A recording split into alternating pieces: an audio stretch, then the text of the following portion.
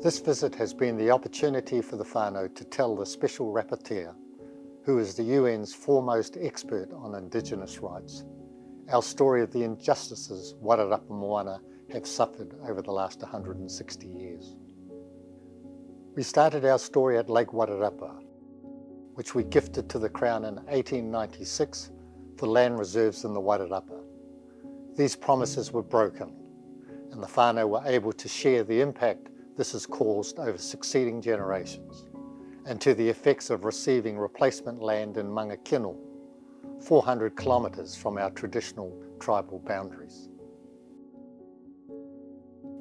We then held a pōhiri for the UN Special Rapporteur at Te Rangi Māria Marae in Masterton. This provided the Wairarapa whānau and other invited tribal groups to share their similar experiences of injustice and land loss. We then traced our journey from Wairarapa to Mangakino to show the Special Rapporteur where, for a second time, the Crown had taken our lands under the Public Works Act to build the Maraetai Power Scheme in 1949.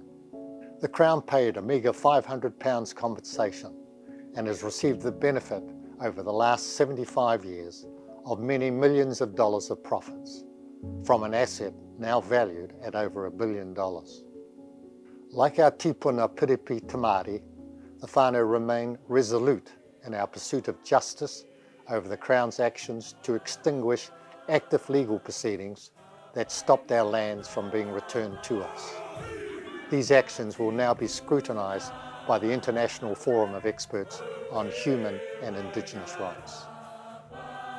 We are hopeful that the UN report will recommend to the Crown that Wairarapa Moana ki Pauakani should be paid reparations and the return of their land.